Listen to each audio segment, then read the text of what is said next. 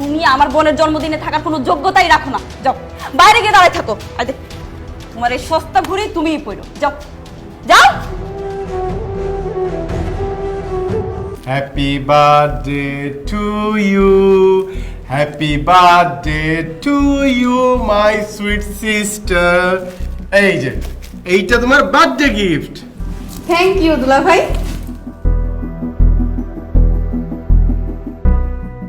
Friends, তোমরা সবাই এদিকে আসো।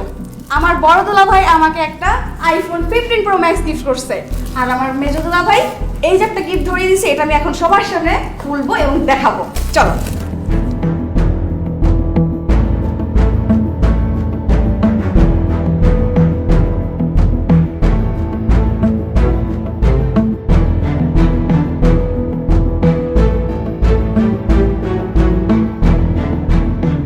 ছি দুলা ভাই, আপনি এত গিফটটা! বড় দুলা ভাই আমাকে একটা আইফোন 15 প্রো ম্যাক্স গিফট করছে, আর আপনি সামান্য একটা কম দামি ঘড়ি গিফট করছেন। কিছু মনে করো না তানিয়া, তোমার মেজো বোনের জামাই যেরকম ছোট লোক, তার মন মানসিকতা এরকম ছোট্ট, বুঝছো? নয়তো শালীর জন্মদিনে এই 150 টাকা দামের একটা ঘড়ি উপহার দেয়। দুলা ভাই, ঘড়িটার দাম 150 টাকা না, 2000 টাকা। আর রাখো তোমার 2000 টাকা। আমি আমার শালীরে 2 লক্ষ টাকা দিয়ে একটা আইফোন গিফট করছি, আর তুমি সামান্য 50,000 টাকা দিয়ে একটা গিফট করতে পারলা না? তুমিও যে কি বলো না, সোনিয়া জামাই কি জীবনে একসাথে 50,000 টাকা দেখছে যে 50,000 টাকা গিফট দিবে? আপা, গিফট তো গিফটই, সেটার দাম 50,000 হইলেই কি 50 টাকা হইলেই কি? মানুষ ভালোবেসে গিফট দিলে সেটা গ্রহণ করতে হয়। তাই বলে কি দুলা ভাই আপনি আমাকে এত কম দামে একটা ঘড়ি গিফট করবেন? আমার ফ্রেন্ডদের সামনে তো আপনি আমাকে অপমান করলেন। তানিয়া চুপ কর। আমি তখনই বলছিলাম এই ছোট লোকরে বিয়া করিস না। আমার কথা তো তখন শুনস নাই। এখন দেখলি তো তার মন মানসিকতা কত ছোট। এই স্বামীর এলো তুই যেইখানে যাবি ওইখানে তুই অপমান হবি। দেখ, একটা অনুষ্ঠানে আসছে, তাও দেখ পুরান জামা কাপড় গায়ে দিয়ে আসছে, এরপর দেখ শরীর থেকে আসতেছে ঘামের বৃষ্টি গন্ধ। আব্বা, আমার শরীর থেকে তো ঘামের গন্ধ আসবেই, কারণ আমি সারাদিন যে অমানসিক পরিশ্রম করে আসছি, আর এই শরীরের ঘাম ফালাই দেখেই মাস গেলে কোম্পানি আমার টাকা দেয়। সেই টাকা দিয়ে আমি আমার ঘরে খাবার কিনে নিয়ে যাই। এই যে আমার ঘরে যে আপনার মায়ের যে খাবারটা খায়, সেইটা আমার এই ঘাম জড়ানো টাকা দিয়েই। আমার শরীর থেকে এত ঘাম জড়ানোর গন্ধ আসতেছে, কিন্তু আব্বা আমি তো এখানে একটা অন্য গন্ধ পাইতেছি। অহংকারের গন্ধ, হিংসার গন্ধ, আত্ম অহমিকার গন্ধ। সি আব্বা, সি। চুপ করো। কত বড় সাহস তুমি আমার আব্বাকে জ্ঞান দিতেছো? ছোট লোক ফকিন্নির বাচ্চা কোথাকার। আমার বোনের জন্মদিনে সস্তা একটা ঘড়ি নিয়ে নাচতে নাচতে চলে আসছো। তোমার কি বুদ্ধি নাই, বিবেক নাই? হ্যাঁ, ছোটবেলা থেকে কি তোমার বাপ মা তোমাকে শিখা নাই কোথায় গেলে কি নিয়ে যেতে হয়? এতগুলো মানুষের সামনে তুমি আমাকে ছোট করছো, আমার বাপের সামনে আমাকে ছোট করছো, আমার দুলাভাইয়ের সামনে আমাকে ছোট করছো। তোমাকে বিয়ে করে আমি আমার জীবনটা নষ্ট করে ফেলছি আনিস। তুমি আমার বোন দুলাভাই বাবার সামনে আমাকে একদম ছোট করে ফেলছো। তুমি আমার বোনের জন্মদিনে থাকার কোনো যোগ্যতাই রাখো না। যাও বাইরে গিয়ে দাঁড়ায় থাকো। আরে তোমার এই সস্তা ঘুরে তুমিই পড়ো। যাও যাও।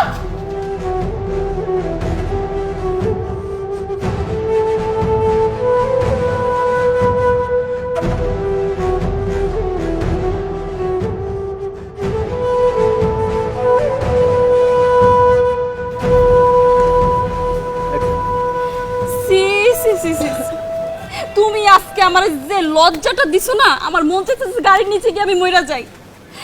ওখানে আমার দুলাভাই ছিল, আমার বোন ছিল, আমার 14 গোষ্ঠী ছিল, সবার সামনে তুমি আমার মাথাটা একদম নিচু করে দিছো। আমি তোমার শেষবারের মতো বলতেছি, তুমি নিজের চলাফেরা ঠিক করো আর ইনকাম সোর্সটা একটু বাড়াও, না হলে আমি কিন্তু তোমার সাথে থাকবো না।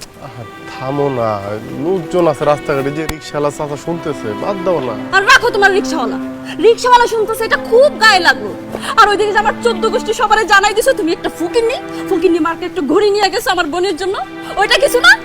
আচ্ছা ঠিক আছে, আমার ভুল হয়েছে, আমি মাপ চাই। আমার এই কম দামি গিফট নিয়ে যাওয়া ঠিক হয় নাই। ভবিষ্যতে আমি দামি গিফট নিয়ে যাবো। থামো। ভবিষ্যতে কি নিবা আমার জানা হয়ে গেছে। আমার দুলাভাইকে আমি কিভাবে মুখ দেখাবো?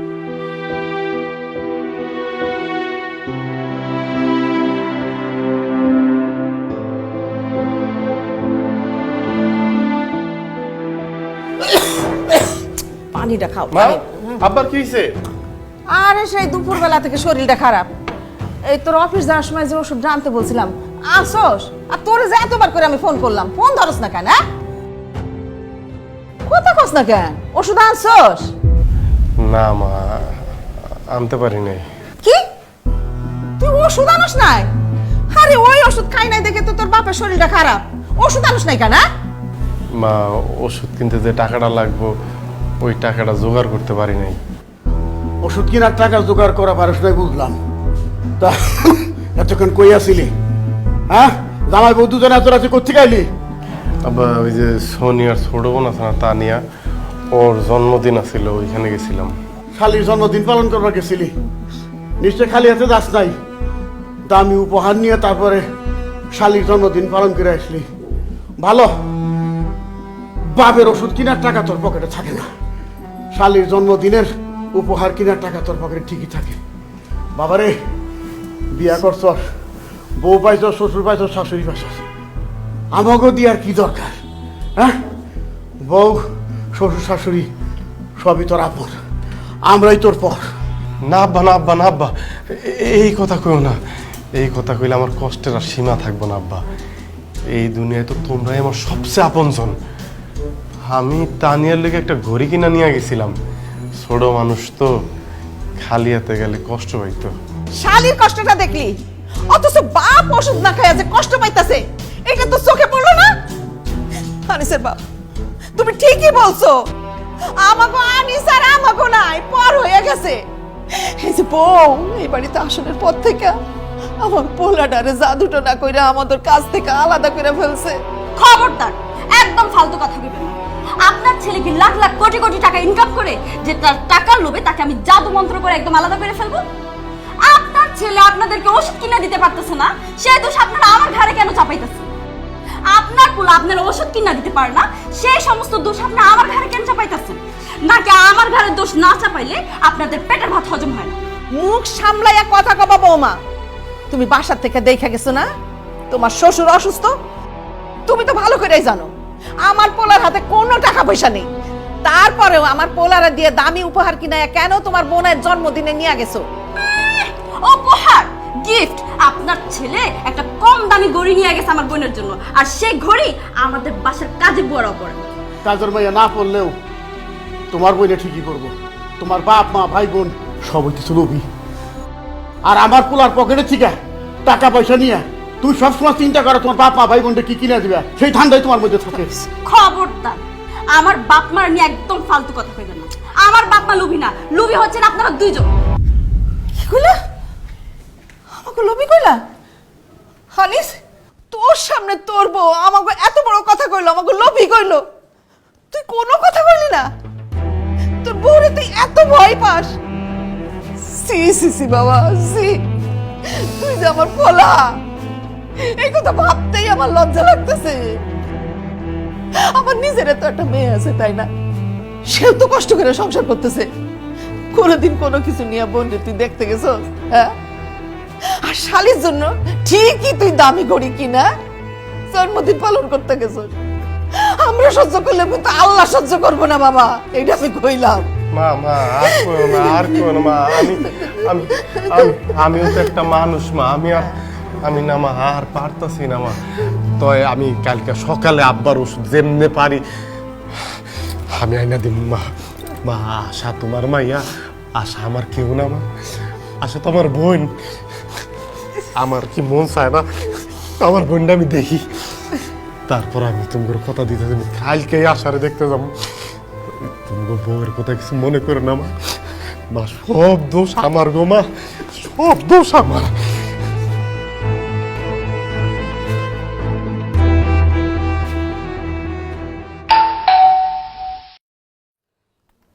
এই অসময়ে বা কে এলো? একটু পান খাইতে বলে শান্তি নাই। হ্যাঁ, এটা আল্লাহ।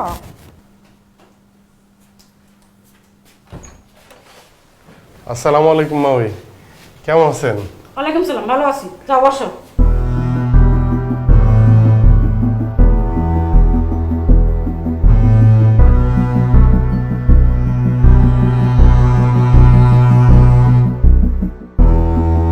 বৌমা, হ্যাঁ বৌমা, আম্মা কে আইছে? তোমার গণধর ভাই। তোমাদের পরিবারটা আগে জানতাম ছোট লোক ছিল, আজকে আবার প্রমাণিত হইলো ওরা আসলে ছোট লোক। আম্মা কি হইছে? আপনি এমনি কথা কইতাছেন? তোমার সাথে এইভাবে কথা বলবো না, কিভাবে কথা বলবো? তোমার ভাই এতদিন পরে তার বোনের শ্বশুর বাড়িতে আসছে, মিষ্টি পান সুপারি কিচ্ছু আনে নাই। কি আনছে? একটা তরমুজ, ছোট্ট একটা তরমুজ নিয়ে এসছে। ওই তরমুজটা মনে হইতেছে ফুটপাথ থেকে কিনে নিয়ে আসছে। আমরা কি তরমুজ খাই? সে কি জানে না আমরা তো তরমুজ খাই না? সে জানে না তোমার শ্বশুর আমি পান খাই? কেন আসার সময় একবার পান নিয়ে আসতে পারলো না? কিনে আসছে একটা ছোট্ট তরমুজ। আমার পোলা তো তোমাদের বাড়িতে যায়, সে তো মিষ্টি পান সুপারি ফল ফুল সবকিছু নিয়ে যায়, সেগুলো দেখেও তো শেখা দরকার। যত সব ছোট লোকের সাথে আত্মীয়তা করছি, যাও দেখো যায় তোমার ভাই কি খাইবে।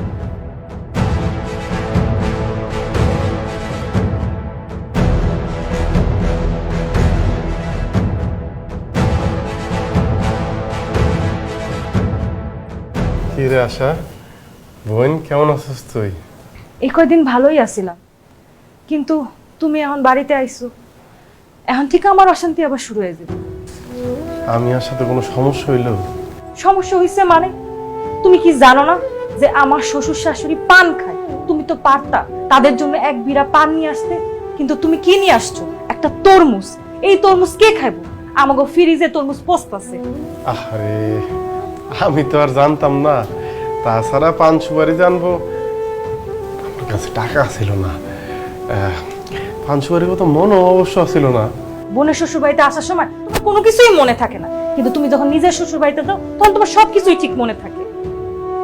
তুমি যে পান সুপারি নিয়ে আসো নাই, একটা তরমুজ নিয়ে আসছো। তুমি কি জানো আমার শ্বশুর শাশুড়ি উঠতে বসতে আর সারাক্ষণ আমার কথা শোনাইবো? এমনিতেই আমি বাপের বাড়ি থেকে কোনো কিছু আনতে পারিনি, তার জন্য আমার শ্বশুর শাশুড়ি সারাক্ষণ আমার সাথে বকবক করতেই থাকে। তুমি কেন এই একটা তরমুজ নিয়ে আমরা দেখতে আইছো? আশা রে, তুই আমার অনেক আদরের বইনা ছিলি রে, সারাক্ষণ ভাইয়া ভাইয়া ভাইয়া করে ডাকতি। আমার স্বভাবটা তো তুই নষ্ট করছস। এই যে ভাইয়া ভাইয়া ডাক শোনার লোভ, এটা আমার মাঝে মধ্যে পায়া ভয় মনে হয় তোর কাছে সুইটটা আসি, তুই আমার ভাইয়া করে ডাক দিবি, আমার জড়ায় ধরবি। কিন্তু চাইলেই তো এখন আর তোর কাছে আসন যায় না, অনেক নিয়ম কানুনের বিষয় আছে, অনেক কিছু নিয়ে আসতে হয়। কিন্তু আমার তো ওই সামর্থ্য নাই রে বোন, যে কারণে চাইলেই তোর কাছে আইতে পারি না, মনের চাহিদারে চাপা দিয়া রাখি। যাই হোক, তোর কি কি কইতাছি, কেমন আছিস তুই? আমি ভালো নাই ভাইজান। তোমরা যখন আমার বিয়া দিছো তখন তুমি আমার শ্বশুর শাশুড়ির কইছিলা যে আমার ফার্নিচার দিতে, সেই ফার্নিচার তুমি এখন পর্যন্ত দিতে পারো না। আর এই কারণে আমার শ্বশুর শাশুড়ি আমার জামাই সারাক্ষণ আমার খোটা দিতে থাকে, সারাক্ষণ আমার কথা শুনাইতে থাকে। ভাইজান, তুমি পারলে আমার ফার্নিচার গুলো ব্যবস্থা করে দাও। আমার আর আমার শ্বশুর বাড়ির কথা শুনতে ভালো লাগে না, আমার এই অত্যাচার সহ্য হয় না। আর কয়টা দিন ধৈর্য ধর, ভাইয়া আছি না, একটা ব্যবস্থা আমি করবো রে বোন, আমি একটা ব্যবস্থা করবো। ভাইজান তুমি বহো, আমি তোমার দিকে নাস্তা বানাই লইতেছি। দূর পাগলি, পেটে ক্ষুধা লই আমি তোরে দেখতে আই নাই, আমি তোরে দেখতে এসে মনে ক্ষুধা লই। আরে বোন, এক অসহায় ভাই তার বোনরে দেখবো, খুব মনটা ছটফট করতেছিল, তোরে দেখতে এসে এই ক্ষুধা নিয়া। এখন ক্ষুধা কিছুটা কমে গেছে। ভাইজান এত গরমের মধ্যে তুমি রোদ্দুর থেকে আইছো, এক গ্লাস ঠান্ডা পানি খাওয়া যাও। খামু না কেন? তোর বাড়িতে আমি খামু না? আগে ফার্নিচার গুলি দিয়া তোর ঘরটা সাজাই, হাত বইরা পান সুপারি মিষ্টি নিয়ে আসি, একদম কবজি ডুবাই খামু। এই দিন কিন্তু না খেয়া যাবো না, আগে কয়ে গেলাম।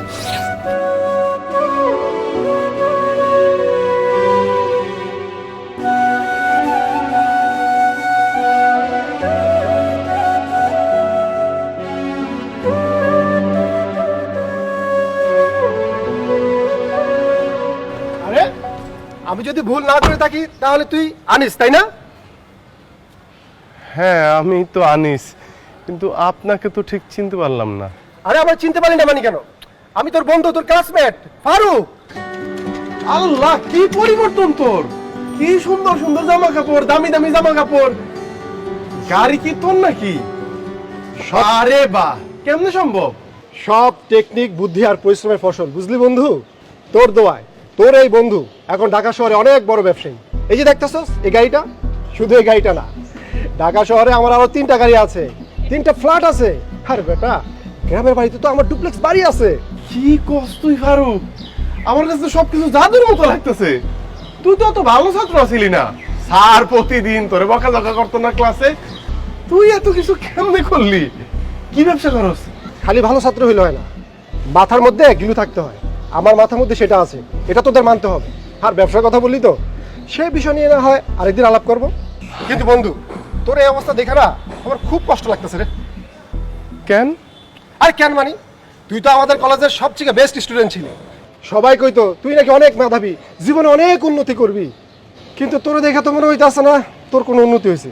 আগেও গরিব ছিলি, এখন মনে হইতাছে আরো বেশি গরিব হইছস।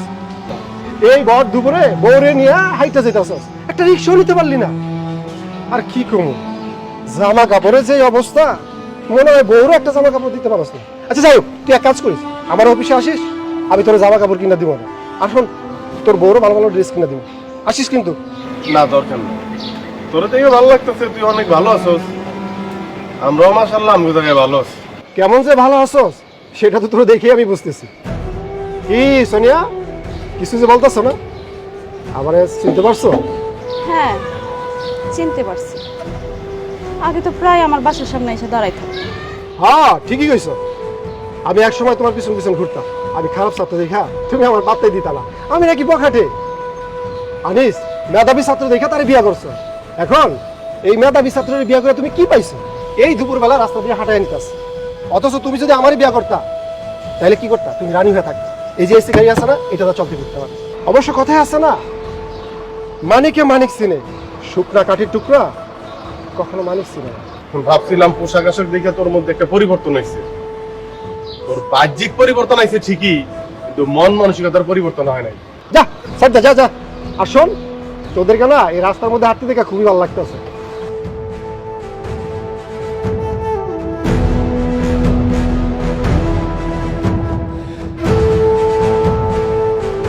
দেখছো, আজকে আবার প্রমাণ হয়ে গেল আমি যে তোমাকে বিয়ে করে ভুল করছি।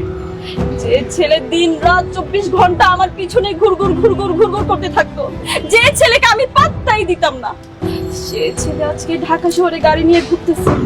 তারই তো টাকা পয়সা হয়ে গেছে, তার ঢাকা শহরে 3-3টা বাড়ি আছে। ইস, তাহলে যে আমি তোমার সাথে প্রেম করতে গেলাম, আজকে যদি আমি তাকে বিয়ে করতাম তাহলে তার গাড়ি নিয়ে আমি ঢাকা শহরে ঘুরতে পারবো। সোনিয়া, ফারুকের বিষয়ে অনেক তথ্যই আমার কাছে আছে। ওর যত ইনকাম আছে সব 2 নম্বরই উপায়ে মানুষের হক মাইরা। আমি চাইলেই তো 2 নম্বরই পথে ইনকাম করতে পারি না সোনিয়া, মানুষের হক মারতে পারি না, আমার বিবেক বাধা দেয়। চুপ করো, যেভাবেই হোক টাকা পয়সা তো বানাইছে, তোমার মতো ধুইকা ধুইকা তার জীবন চালাইতে হইতেছে। ইস, কেন যে আমি তার সাথে প্রেম না করে তোমার সাথে প্রেম করতে গেছিলাম, কেন যে আমি তাকে বিয়ে না করে তোমাকে বিয়ে করছি। আমার তো এখন নিজের উপর আফসোস হচ্ছে, নিজের হাতে নিজের জীবনটা আমি নষ্ট করে ফেলছি। দেখ, ভালো লাগে না।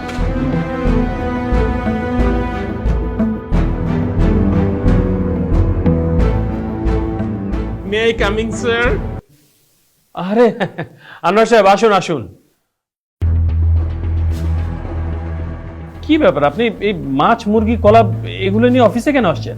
স্যার, একটু গ্রামের বাড়িতে গিয়েছিলাম, গিয়ে দেখলাম আমার মা মুরগি পালে। আপনি তো আবার দেশি মুরগি পছন্দ করেন, এই জন্য আপনার জন্য 2টা দেশি মুরগি নিয়ে এসেছি স্যার। আর এই যে মাছ স্যার, একদম আমাদের পুকুরের মাছ স্যার, ফরমালিন মুক্ত স্যার। তো চিন্তা করলাম আপনার জন্য ফ্রেশ ফরমালিন মুক্ত মাছ নিয়ে যাই স্যার। আর এই যে কলা, এই কলা গাছটা আমার আব্বা লাগাইছিল স্যার, আব্বা তো নাই। বাড়ি থেকে দেখলাম কলা হয়েছে স্যার, এর জন্য 1 ফানা কলা নিয়ে আসলাম। একদম সবগুলো ফ্রেশ ফ্রেশ খাবার স্যার, ফরমালিন মুক্ত। আপনি আমার ব্যাপারে এত চিন্তা করেন দেখে খুব ভালো লাগলো। আপনি রাখুন রাখুন, এগুলো ফ্রেশ জিনিস তো, খেতে মজা লাগবে আর কি। রাখুন।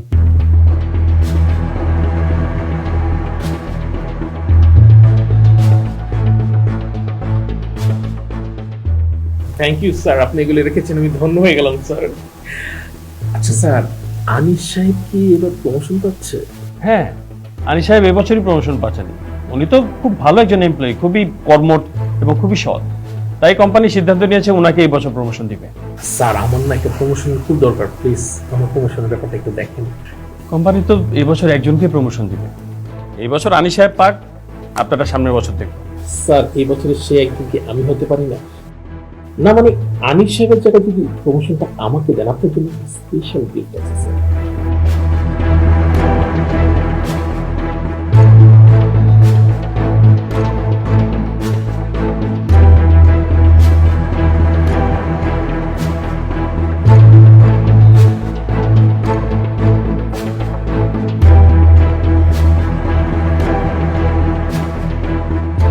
কারণ কোনো সমস্যা নেই, এই বছর আপনারই প্রমোশন হবে। আলী সাহেবের প্রমোশন নেক্সট ইয়ার দেখবো। স্যার আপনি শুধু আনিস সাহেবকে একটু ডেকে বলে দেন যে মানে প্রমোশনটা আমার হচ্ছে না। হ্যাঁ হ্যাঁ, আমি এখনই ডেকে বলে দিচ্ছি। আলী সাহেবকে পাঠাও।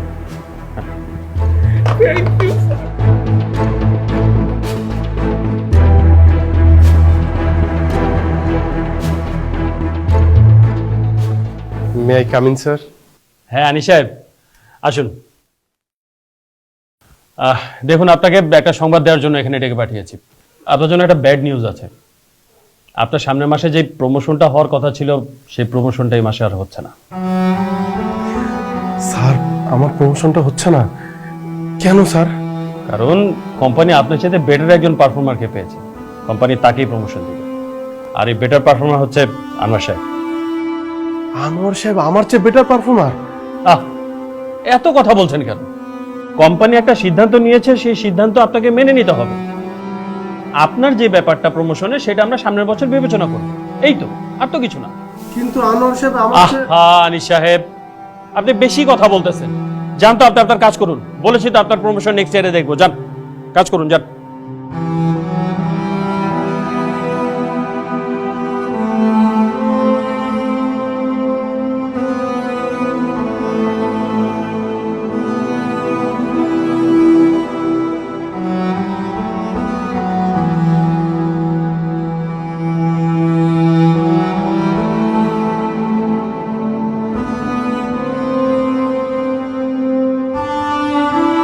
শোনো না আনিস, আমার মোবাইলটা না নষ্ট হয়ে গেছে, চার্জ থাকে না, আর একটু পর পর হ্যাং হয়ে যায়।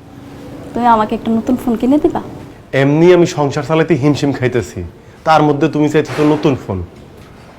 আচ্ছা যাও, হাতে টাকা পয়সা আসলে তোমার আমি একটা টাচ মোবাইল কিনে দিব। কিসের টাচ মোবাইল? তুমি আমাকে আইফোন কিনে দিবা? তোমার কি মাথা ঠিক আছে? আইফোনের দাম জানো? একটা আইফোনের দাম 1.5-2 লাখ টাকা। তাতে কি হয়েছে? আমি তোমার বউ, তোমার বউকে তুমি 1.5-2 লাখ টাকার একটা আইফোন কিনে দিতে পারবা না? না পারি না, আমার সেই সামর্থ্য নাই। যাও সামনে থেকে যাও, খামাখা বিরক্ত করো না তো, যাও। আমি কোথাও যাব না।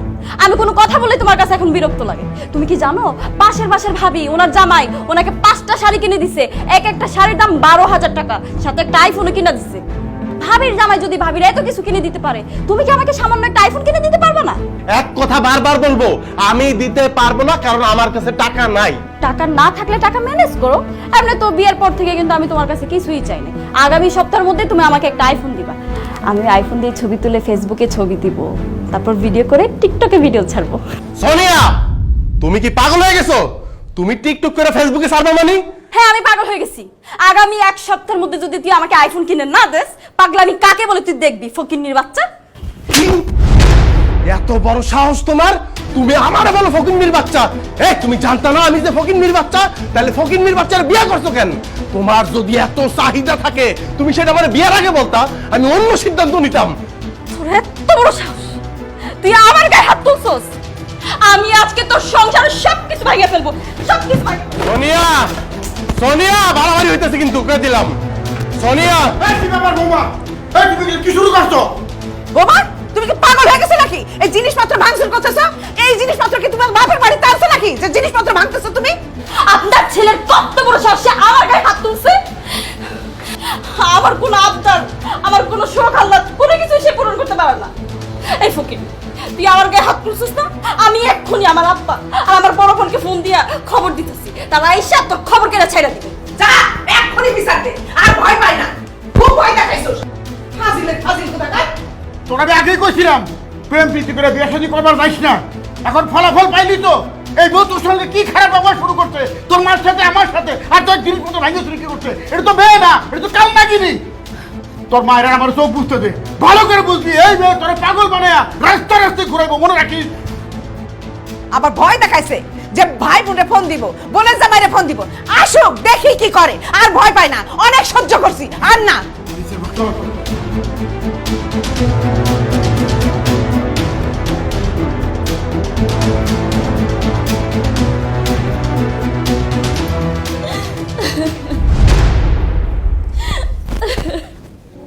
এই মেয়া, কান্নাকাটি বন্ধ কর। কি হয়েছে খুইলা ক, না কইলে বুঝবো কেমনে? আমার কিন্তু ওখানে মেজাজ খারাপ হয়ে যাচ্ছে। খুইলা ক তাড়াতাড়ি। আব্বা, এই অসভ্য গতকাল রাইতে আমার গায়ে হাত তুলছে। কি? বাবা শুধু হাত তুলে নাই, আমার কাছে মাঝে কথাও বলছে। এত বড় সাহস, আমার বোনের গায়ে হাত তুলছে। আর তুই মাইর খাওয়ার পরও তুই এই বাসায় পড়ে আসছস, ওর সংসারে লাথি দিয়ে তুই বাইরে যাস কেন? আমি চাই নাই আপু তাকে শাস্তি দেওয়ার জন্য। আব্বা, ও আমার গায়ে হাত তুলছে না, তুমি এটার বিচার করবা। আমি এটার বিচার চাই। আমার মায়ের গায়ে হাত তুলছো না? তোমার নামে আমি নারী নির্যাতনের মামলা দেবো। আপনার নারী নির্যাতনের মামলা করবো না, আমরা কি বসে থাকুন নাকি? হ্যাঁ, আরে জামাই তার বোর গায়ে হাত তুলতেই পারে, তারে শাসন করতে গেছে, তার জন্য মামলা মোকদ্দমা আসছে কেন? আপনি আইছেন ভালো কথা, আপনি আইসে এই সমস্যাটা সমাধান করতে দেবেন তা না, আর আপনি মেয়ের উস্কাই দিতেছেন। আব্বা আব্বা আব্বা আব্বা, আপনারা একটু থামেন। আমি সোনিয়ার গায়ে এমনি এমনি হাত তুলি নাই। আপনারা সোনিয়ারে জিজ্ঞাসা করেন সোনিয়া আমার সাথে কি ব্যবহার করছে। আমার বোনকে কেন জিজ্ঞেস করবে? হ্যাঁ, আমার বোনের কোনো দোষ থাকলে তুমি আমাদের কাছে বিচার দিতা। তুমি কেন ওর গায়ে হাত তুলবা? আর তুমি কি জানো না যে হচ্ছে কি নারীর গায়ে হাত তুলে কাপুরুষরা? আর তুমি তো একটা কাপুরুষ, এই জন্যই তো আমার বোনের গায়ে হাত তুলছো। হ্যাঁ, ঠিকই কইছেন। আমি তো একটা কাপুরুষই, নাইলে এতদিন ধরে আমি এত কিছু সহ্য করবো কেন? আমার বউ আমার সাথে অন্যায় করছে, আমি তার গায়ে হাত তুলছি। তারপরেও যদি এটা আপনাদের দৃষ্টিতে অন্যায় মনে হয়, তাহলে দেন, আপনারা সবাই মিলে আমার শাস্তি দেন। তোরে শাস্তি দিব কেন? তুই যেটা করছস একদম ঠিক করছস। বিয়াই সাহেব, আপনার মাইয়া আমার পোলারে একটুও শান্তি দেয় না। সারাক্ষণ ঝগড়াঝাটি করে, ঘ্যাসর ঘ্যাসর খ্যাসর খ্যাসর করে, ঘেউ ঘেউ ফেউ ফেউ করে। আরে ও তো একটা পুরুষ মানুষ, কতক্ষণ সহ্য করবে? আপনার মায়ারে শাসন করে। আপনার মাইয়াই খারাপ, সবকিছুর নষ্টের মূল আপনার মাইয়া। কি কইলেন আপনি? আমি নষ্টের মূল? আপনি নষ্টের মূল, আপনার ছেলে নষ্টের মূল। আপনি আপনার ছেলেরে কান পড়া দেন, আর সে এসে আমাকে হাত তুলে আমার আশেপাশে কথা বলে। আব্বা, আমি তার নামে নারী নির্যাতনের মামলা দিতে চাই। চলো আমার সাথে থানায় চলো। আপা, সোনিয়া সোনিয়া সোনিয়া, এটা নিয়ে আর বাড়াবাড়ি করো না। আমি তোমার কাছে মাপ চাইতেছি, আমি তোমার কাছে মাপ চাইতেছি। আমার ভুল হয়েছে, তারপরও যদি তোমার মন না গলে আমি তোমার পাও ধরে মাপ চাবো।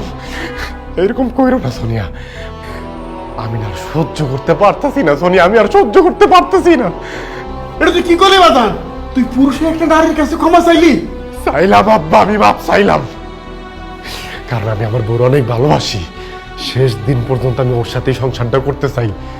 সংসার এক লগে থাকতে গেলে কাউরে না কাউরে তো ছাড় দিতই বাবা। ছাড়টা নাইলে আমিই দিলাম।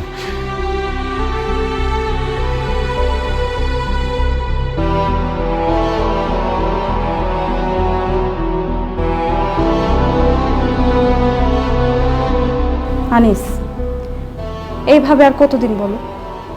কত বছর হয়ে গেল আমাদের বিয়ে হয়েছে, এখন পর্যন্ত আমাদের একটা বাচ্চা কাচ্চা হলো না। দিন দিন আমাদের বয়স বাড়তেছে না কমতেছে? কবে বাচ্চা নিবা তুমি? আমি বুড়ি হয়ে গেলে?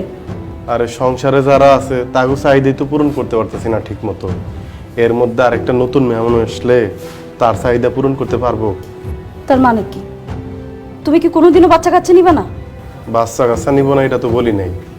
প্রত্যেকটা পুরুষের জীবনেই স্বপ্ন থাকে বাপ ডাক শোনার। আমারও সেই তীব্র আকাঙ্ক্ষা আছে, কিন্তু আমার অর্থনৈতিক যে অবস্থা, এই মুহূর্তে যদি বাড়িতে নতুন মেহমান আসে, বাচ্চাটার তো সব চাহিদা আমি পূরণ করতে পারবো না। আমার অর্থনৈতিক অবস্থার একটু পরিবর্তন ঘটুক, ইনশাল্লাহ বাচ্চা কাচ্চা নিব। তুমি যে সৎভাবে চলো, সদা সত্য কথা বলো, এই যুগে এত সৎ থেকে নিজের অবস্থান জীবনও পরিবর্তন করতে পারবা না। শুনো, নিজের অবস্থান পরিবর্তন করার জন্য একটু অসৎ হও, একটু মিথ্যা কথা বলো, একটু চিটারি বাটপারি করো, তাইলে না তোমার অবস্থান পরিবর্তন হবে, তুমি অনেক বড় হতে পারবা। মানে বুঝো না? ওই যে পাশের বাসার ভাবি, সে আমাকে বলছে তার জামাই মাসে বেতন পায় মাত্র 25,000 টাকা, আর ঘুষ পায় 2 থেকে 3 লাখ টাকা। আমি বলি কি আনিস, তুমি ঘুষ নেওয়া শুরু করে দাও, তাইলে তোমার ইনকাম বাড়বে, আমাদের অবস্থানও পরিবর্তন হবে। সোনিয়া, তুমি আমাকে ঘুষ খাইতে বলতেছো? আমি খাবো ঘুষ? এত অবাক হওয়ার তো কিছু নাই। এই যুগে কেউ সাধু না, বুঝছো? সবাই 2 নাম্বারই কাজ করে বড় লোক হইতেছে। আর 25,000 টাকার বেতনের চাকরিতে তুমি তোমার অভাব অনটন জীবনও দূর করতে পারবে না। তোমার ইনকাম বাড়াইতে হবে, আর ইনকাম বাড়ানোর একটাই রাস্তা, তোমার ঘুষ খাইতে হবে। অসম্ভব সোনিয়া, অসম্ভব। পারতপক্ষে আমি কোনোদিন মিথ্যা কথা কই নাই, কারোর সাথে কোনো অন্যায় করি নাই, কারো হক মারি নাই, কোনোদিন একটা ঘুষের টাকা আমি হাত দেই নাই। তুমি কান খুইলা শুইনা রাখো, আমার পক্ষে ঘুষ খাওয়া সম্ভব না। আরে বাবা, তোমার ঘুষ খাওয়া লাগবে না তো। তুমি ওই ঘুষের টাকা আমার কাছে এনে দাও, আমি ওই টাকা খরচ করব, আমি আমার সকাল্লাদ পূরণ করব। আমার যে দিন দিন বয়স বাড়তেছে সেই দিকে তোমার খেয়াল আছে? আমি কি আমার সকাল্লাদ বুড়া বয়সে পূরণ করব? দেখো, আমি কিন্তু তোমাকে সাফ সাফ বলে দিতেছি আনিস, আমি যেভাবে বলতেছি সেভাবে করো, নাহলে তোমাকে আর তোমার সংসার ছাড়তে আমি দ্বিতীয়বার চিন্তা করব।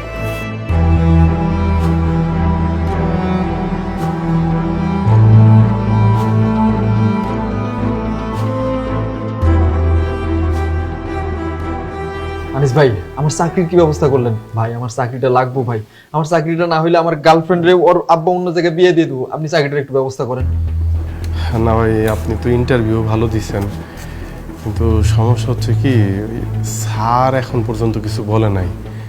স্যারের অন্য কোনো ক্যান্ডিডেট আছে কিনা সেটাও বুঝতে পারতেছি না।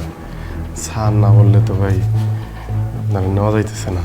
আমি বুঝছি ভাই, আপনার বস কিসের জন্য রাজি হইতেছে না, মনে হয় টাকা লাগবে, তাই না ভাই? টাকা লাগলে আমি টাকা দেবো, তারপর আপনি আমার চাকরিটা দেন। এই যে ভাই, আমি লগে 1 লাখ টাকা নিয়ে আসছি, এই টাকাটা লোন, চাকরিটা হয়ে গেলে আমি আপনার আরো 1 লাখ টাকা দেবো লোন ভাই। না কি কোন ভাই, টাকা টুকা লাগবো না, চাকরি হইলে আপনার এমনি হইব, টাকা লাগবে না ভাই, আপনার টাকা নিয়ে যান। ভাই আমি তো আপনার ঘুষ দিতেছি না, আমি খুশি হয়ে দিতেছি, আপনি একটু চাকরির ব্যবস্থা করে দেন ভাই।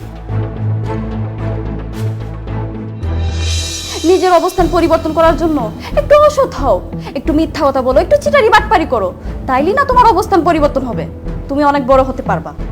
মানে? ওই যে পাশের বাসার ভাবি, সে আমাকে বলছে তার জামাই মাসে বেতন পায় মাত্র 25,000 টাকা, আর ঘুষ পায় 2 থেকে 3 লাখ টাকা। আমি বলি কি আনিস, তুমি ঘুষ নেওয়া শুরু করে দাও, তাইলে তোমার ইনকাম বাড়বে, আমাদের অবস্থানও পরিবর্তন হবে। আনিস ভাই কি ভাবতেছেন আপনি? লোন না, টাকাটা লোন ভাই, আমার চাকরিটা খুব দরকার, আপনি টাকাটা নিলেই আমার চাকরিটা মনে হয় হয়ে যাবে। লোন না, কেউ জানবো না তো? না ভাই, ভাই আমি আছি, কেউ জানবো না ভাই, আপনি আর আমি ছাড়া কেউ জানবো না, আমি কইলাম লোন। রাখেন রাখেন, আপনি আপনার কাছে জানবো না তো? কেউ জানবো না ভাই, রাখেন ভাই দেখেন ভাই, আমার খালি চাকরিটা লাগবে ভাই। আমি জীবনে প্রথম কার কাছ থেকে স্যার এই যে দেখেন স্যার, ঘুষ খেয়ে চাকরি দিতেছে মানুষকে, এরকম একবার না স্যার, কয়েকবার সে করছে। আমি তার এই ভোলা ভোলা চেহারাটা দেখে মনে হচ্ছে ভালো মানুষ, তাই আমি কিচ্ছু বলিনি স্যার। স্যার আপনি যখন থেকে আমার প্রমোশন দিচ্ছেন এরপরে থেকে সে ঘুষ খাওয়া শুরু করে দিচ্ছে স্যার। সে আরো কয়েকজনের থেকে ঘুষ নিচ্ছে স্যার, আমি এতদিন লজ্জায় শরমে কিচ্ছু বলি নাই স্যার। সেই যে হালাবুলা অসহায়ের মতো চেহারা করে রাখে না, সে আসলে অসহায় না স্যার, ও একটা হটপট চিটার একটা ঘুষখোর। ও যে এরকম ঘুষ খায়, যদি এমডি স্যার জানতে পারে এই অফিসে তো বদ্ধ হয়ে যাবো স্যার, আপনারা আমার আমাকে সবার চাকরি নিয়ে টানাটা লেগে যাবো। ওরা একটা লাত্তি মেরে অফিস থেকে বাই করেন না কেন স্যার? স্কাউন্ডাল ছোট লোক যেন কোথাকার ঘুষখোর, তোর এত বড় সাহস, তুই আমার অফিসে এসে আমার সামনে তুই ঘুষ খাওয়ার চেষ্টা করতেছিস? Sir sir sir sir sir একদম কথা বলবি না, আজকে তোকে আমি জেলের ভাত খাওয়াবো, তোকে পুলিশে দেবো আজকে আমি। আমার মাফ করে দিন স্যার, আমি আর কোনোদিন স্যার, আমি আর কোনোদিন এই টাকা স্পর্শ করবো না স্যার, আপনি আমার পুলিশে দিয়েন না স্যার। তোকে আমি জেলের ভাত খাওয়াবোই, তোকে আমি পুলিশে দিবই আজকে। স্যার আমার বাবা অসুস্থ স্যার, আমার স্ত্রী স্যার, প্রত্যেকটা লোক আমার প্রতি নির্ভরশীল স্যার। স্যার আপনি যদি আমার পুলিশে দেন স্যার, আমার পরিবার এই সমাজে মুখ দেখাতে পারবে না স্যার। স্যার আপনি আমার মাফ করে দিন স্যার, আমার একবার সুযোগ দেন স্যার। শুধুমাত্র তোর বাবা মা তোর ফ্যামিলির কথা চিন্তা করে আমি তোকে পুলিশে দিলাম না, কিন্তু এই অফিসে তুই আর এক মুহূর্তের জন্য থাকতে পারবি না। এই মুহূর্তে আমি তোকে ফায়ার করলাম, just get out from my office. না স্যার আপনি এই কাজটা করেন না স্যার, আমার ইনকামের উপর আমার পুরো পরিবার নির্ভরশীল। আমার বাবা মা অসুস্থ স্যার, ওনাদের চিকিৎসা, ওনাদের ওষুধ সব স্যার আমার এই স্যালারি থেকে স্যার। স্যার লোকগুলি না খেয়ে মারা যাবে স্যার, লোকগুলি না খেয়ে মারা যাবে স্যার। আমি যদি ওষুধ ব্যবস্থা না করতে পারি, আমার স্ত্রীর চাহিদা পূরণ করতে না পারি, ওরা আমার ভুল বুঝবো, ভাববো আমি অকর্ম, আমি যোগ্যতাহীন স্যার। স্যার এত বড় শাস্তিটা দিয়েন না স্যার। স্যার আপনি পায়ে ধরি স্যার, পায়ে ধরি স্যার, আর কোনোদিনই ভুল হবো না স্যার। স্যার ভুল হবো না স্যার। স্যার যদি আজকে আমার চাকরিটা চলে যায়, আমার মানুষের দ্বারা দ্বারা হাত পাত হইব স্যার। স্যার আমার ভিক্ষা করতে হবে আমার বাবা মার চিকিৎসার জন্য স্যার স্যার স্যার আপনি শুধু আপনাকে একটু আমার জায়গায় চিন্তা করেন স্যার আপনার পায়ে ধরি স্যার তোর জায়গায় আমি কখনোই আসবো না।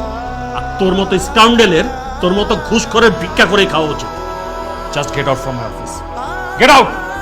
আনোয়ার সাহেব দাঁড়িয়ে আছেন কেন? ওনাকে ঘাট ধাক্কা দিয়ে বের করুন। স্যার আমার বাবা অসুস্থ স্যার আপনি বের হন, অফিস থেকে বের হন। Sir sir